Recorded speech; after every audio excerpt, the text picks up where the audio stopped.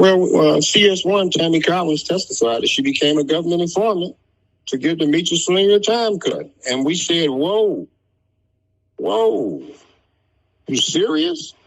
So then she further testified that he was aware of the deal. Special Agent Keith Cromer testified that Flannery was aware of the deal. Flannery just wanted to make sure that his name wasn't in any court documents. We sent them correspondence through the attorneys, asking him, is he aware that his name is in court sworn documents and sending me a truckload of cocaine? He never responded. We know he got the mail because we sent everything certified. I run into the homie, Lil Blue. I grab the car, and so I'm moving around. But before that, the Meech sent another Mexican at me that was a government informant, confidential source. I didn't know that the was bad, but when I meet him, he rubbed me the wrong way. You feel me? Right.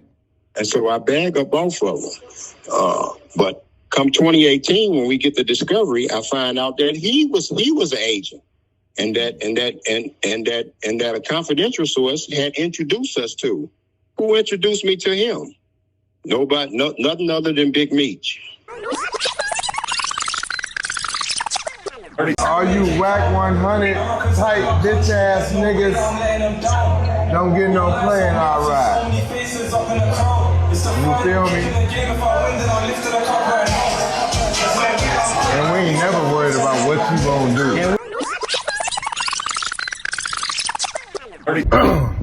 Hey, listen, man, I don't know what's going on, but I see Meech. I don't know, out of nowhere, shit, Meech, we've been running content on you for years.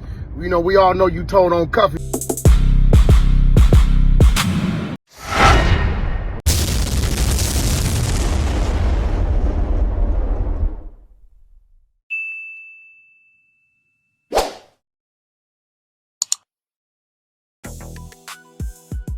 If we know anything about Wack 100, we know he's gonna do any and everything possible to stay in the algorithm.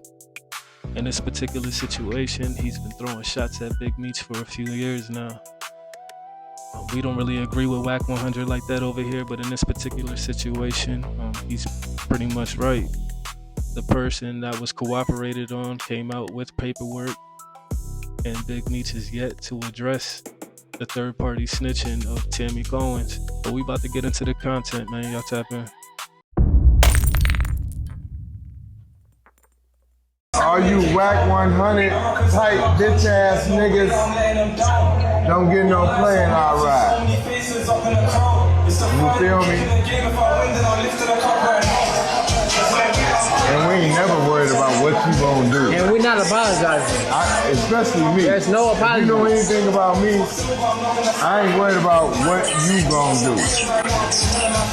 Hey, listen, but I promise you, listen. Or didn't mention your name indirectly. Hey, I ain't worried about what the fuck you gonna do. Listen though, on some real shit. Listen, on some real shit. You don't have to pop it to none of these niggas. Man, fuck these niggas. That's what I'm telling you. Listen, you have. That's what I'm telling you. There's no popping. Fuck these niggas. There's no popping. That's on some hate shit and don't know what the fuck they talking about. Hey, listen, man, I don't know what's going on, but I see Meech. I don't know, out of nowhere, shit, Meech, we've been running content on you for years. We all know you told on Cuffy. I got an exclusive interview coming from Cuffy. By the way, Meech, you've been home quite some time. Why haven't you mentioned Cuffy's name one time? You heard Cuffy directly call you a rat. World, tag Meech and say, why won't you address Cuffy, the one that say you ratted on and set him up? And in the meantime, Meech, listen, let me tell you what you got to do. It ain't his fault. When your daddy is a rat, most definitely your son gonna be a little mouse. Nigga, you better tend to that little rat-ass little son you got over there. Yeah, he ain't no little boy. We didn't watch that nigga tail 3-4 times. Tend to him. Now, you did this to yourself. So now, we gonna activate the exposers. We gonna get everything going. You did it to yourself, man.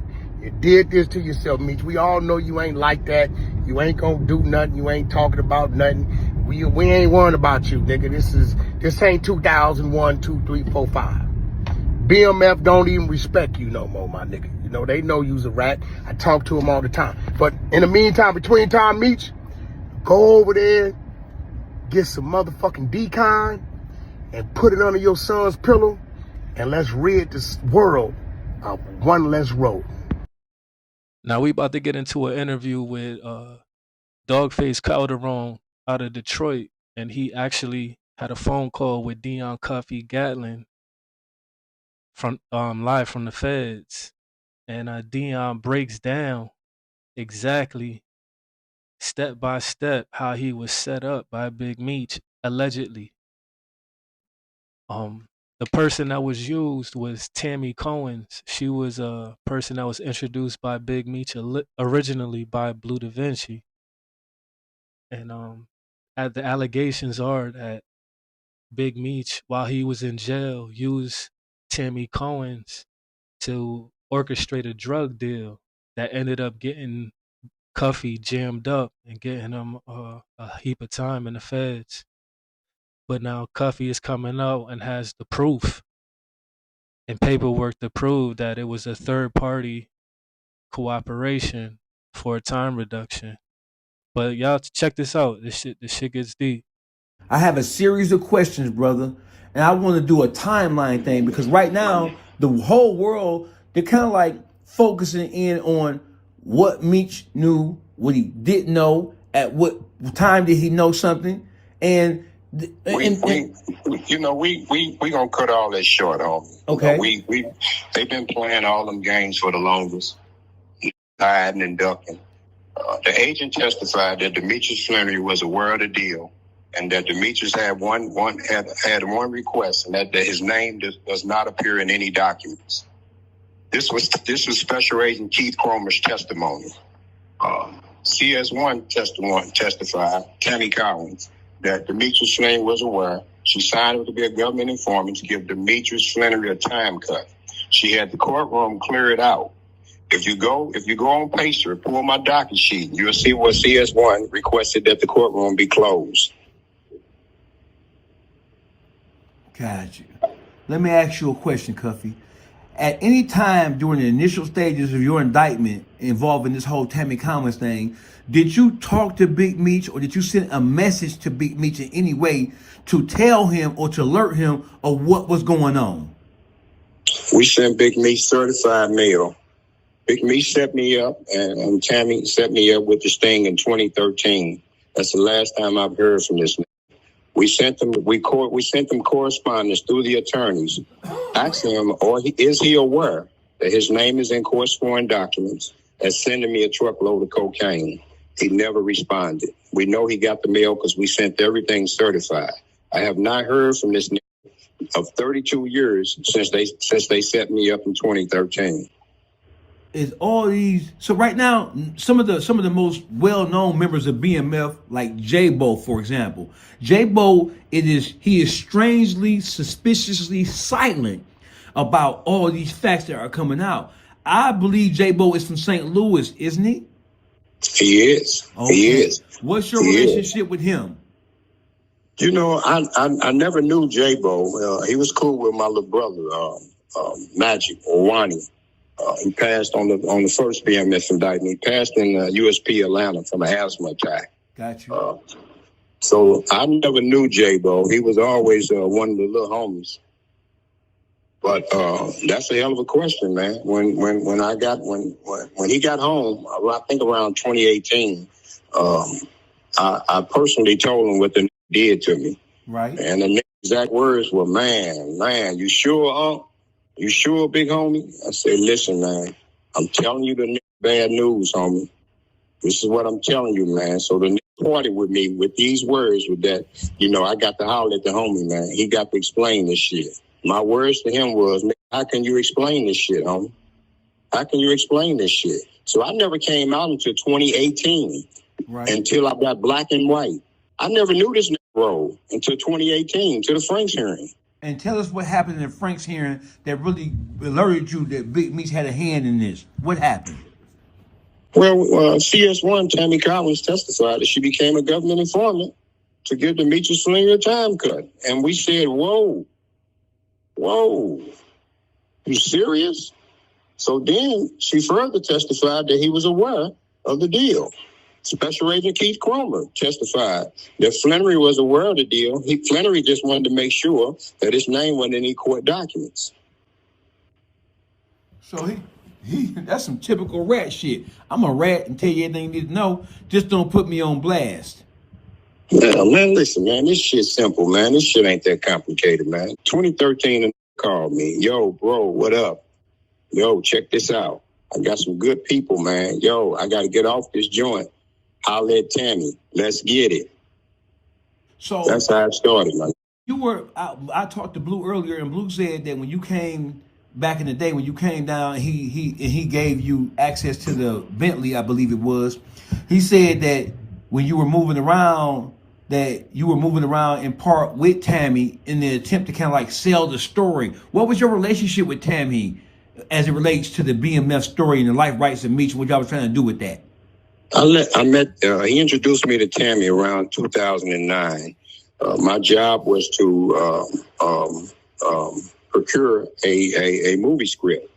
And so that's what we were working on. I told her that she needed to get his life rights and that I would get us a deal, which me and Louis Burrell did. Louis Burrell is an opening, was MC Hammer's big brother. Got you. We go way back. I fucked around with him on the music tip years and years ago. Good, got Hollywood in a headlock. And so me and Tammy have been taking meetings in L.A. for years, starting back in 2009. So we had nothing to do with any drugs, anything. It was perfectly legal. As a matter of fact, all of it is documented in the case, in the paperwork. Got you. So let's get back to Blue in the blue Bentley coupe. Okay. So when I come to town, I run into the homie, Lil Blue. I grab the car, and so I'm moving around. But before that, the Meech sent another Mexican at me that was a government informant, confidential source. I didn't know that the was bad, but when I meet him, he rubbed me the wrong way. You feel me? Right. And so I bag up both of them. But come 2018, when we get the discovery, I find out that he was an agent, and that a confidential source had introduced us to. Who introduced me to him? Nothing other than Big Meech. Mm-hmm. Nothing came out of that because he rubbed me the wrong way. He got to talking about who caused this, man. Is it paid for? So it just rubbed me the wrong way. Right. I didn't think he was a police or anything. I didn't think he was a police, but he was just weird. You feel me? Right. Weird. Fast forward to 2018. Got you. Fast forward to 2018. That's in the DEA 6 reports that a confidential source introduced me to that confidential source. Who was the confidential source? It can only be one person. The person who introduced you to him, and you know who introduced you to him. As y'all can see, it's a dirty game. And everybody within the BMF crew is playing it, tagging each other with the snitch tag. Big Meech is saying Blue Da Vinci's a snitch. Blue Da Vinci saying Big Meech is a snitch. J-Bo saying Blue Da Vinci's a snitch. It's just looking bad, but I really feel when it comes to these allegations right here, Big Meech should probably address it, being that, the legendary status that he holds. But for this outro, we about to get into a little bit of the rest of the BMF crew and the rest of these allegations. But y'all get in the comment sections, like, subscribe, tap in, refer more content. Fuck with me. Picked up when they got picked up. So the nigga that told on them initially obviously didn't tell on me then, at least, right? Because they would have picked me up with Meech and them. They took all the information to the grand jury, right? That means when Meech got picked up, if the nigga that told on Meech, if whoever told on all them first group of BMF people that got picked up, right? If they would have told on me too, I would have got picked up with Meech and them, right? I did not get picked up with Meech and the rest of BMF then. I was still on the streets for over a year. If you understand that, then you can understand this. Them niggas had to tell on me, nigga, to give the information to the grand jury, nigga, for me to get picked up, bro. We look at Big Meech, we look at Miss Cowan, and what's going on with that. Right. And I, listen, and I want to talk about that, right? And I'm gonna give y'all the real scoop, right? And like, I really don't want to do this. I love St. Louis and I like Lil Cuffy. And Cuffy, like, you say me snitched on him, right? And I said me snitched on him, right? But the truth is, that's a smear campaign. I'm just gonna keep it real, right? To what? It's To what? campaign. To what purpose? But me still don't even know it's a smear campaign. They calling me already. Me still. Now, I'm gonna tell you what really happened. You see, Tammy Cowins, right? She knew one person first. Only one person first in BML. And that person is a known snitch. And that person's Blue. Yeah, she knew Blue. And she introduced Blue to me in jail, right? And in return, for the first time in 20 years, Meech got some pussy. And Meech wanted to sell drugs again. So she was setting Meech up the whole time for Blue. Is this recent? Like, No, I'm talking about Mama's true. If 50 Cent knows. But we about 50 Cent doing this for that 150 million he just got from Star. He already knew it. He know everything I'm telling. Right now, I just gotta keep it real, right? And I wasn't gonna do it, right? Because until the shit started happening, right? When I refused, then, you know, I went to distribution. They stopped giving me my money. I woke up, my lights cut off, my gas, stuff like that. They've been trying to like stop me and make me keep saying Meech was a snitch. But I just can't do it no more, right? Because I'm a demon slayer, but I can't just slay the wrong demon. yeah. Do you study demons? I mean, I don't.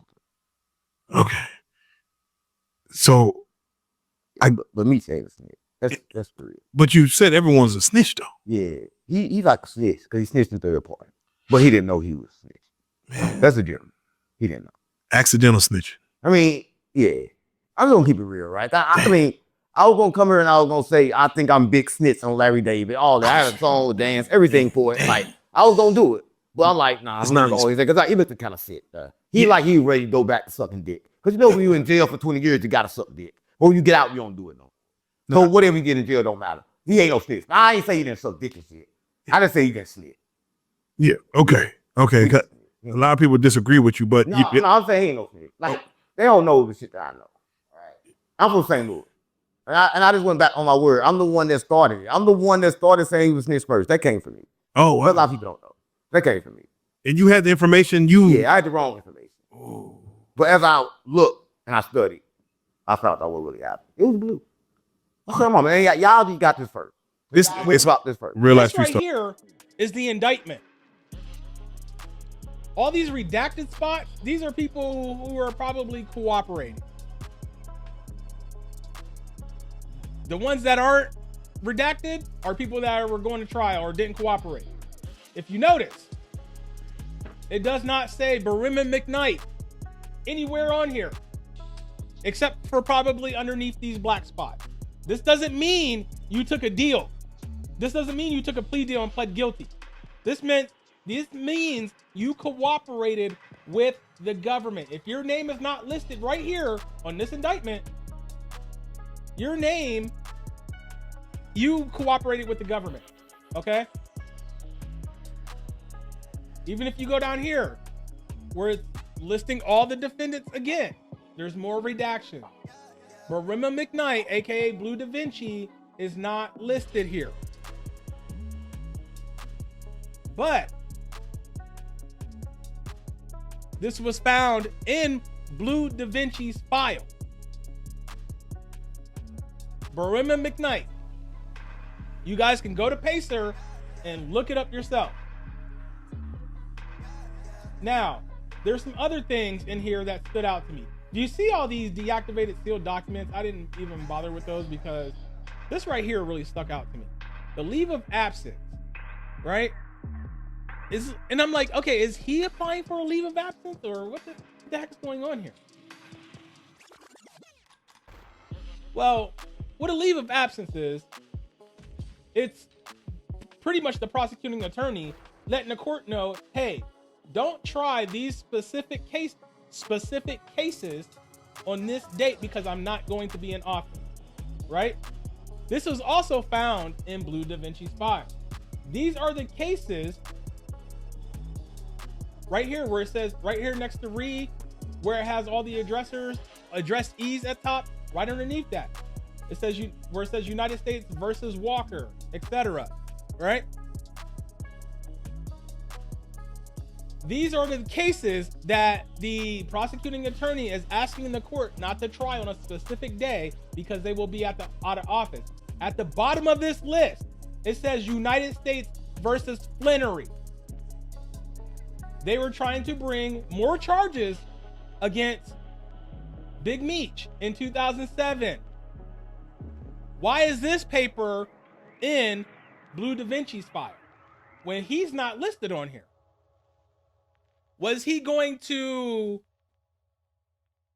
testify against Big Meech? Was he going to cooperate with the feds against Big Meech? Or did he during his debrief, did he give them corroborating information about a certain thing that had to do with Meech? Weird, right? Now, if you keep looking at his file, you keep going down, this is all his court stuff right here. But once you get down to like 2008, there are a lot more leave of absences. All the way down from 2008 until 2019.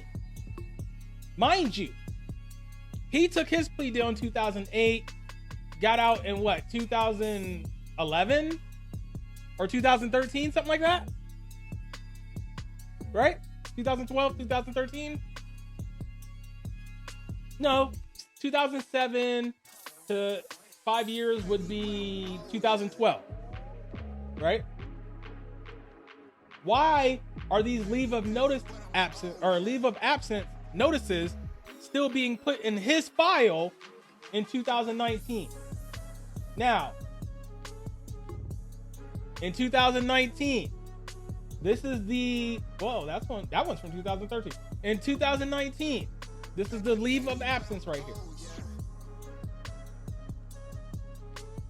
Notice, Barim McKnight is not listed on here. Barim McKnight is Blue Da Vinci.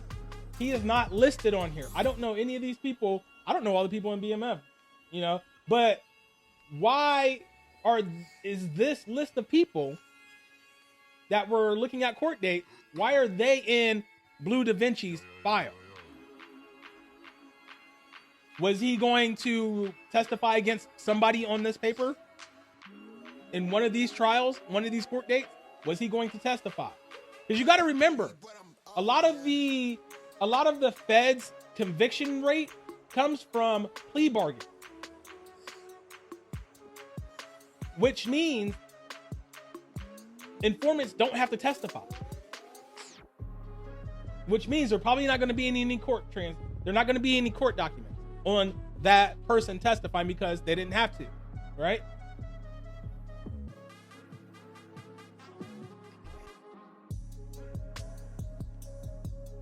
I called my homegirl D. I like, man, tell moms and they trying to see if a motherfucker, they got Meech down here, but I ain't see Meech. But they got him down here, they trying to see if he want to tell them woo and all that shit. I like, man, that's some bullshit. She said, where you at? I said, I'm in Lovejoy. She said, that's crazy. He said, Blue down there. I said, Blue down where? She said, Blue down there in Lovejoy, where you at? I said, shit, so Blue ain't down here with me. I said, Blue down with me, he'll be back in the hole. Now, mind you, Chip 2 Cuzzo was back there and D-Shot was back there. So I went to court first. When they come through there, they let me and Cuzzo go outside the wreck. I like, bro, I ran down to him what was going on. He's like, oh man, you ain't got to worry about me. I'm good. I ain't got nothing to say to them people. So after that day, they put separate T's on us. So we couldn't go outside together, none of that shit. So I couldn't even see him no more.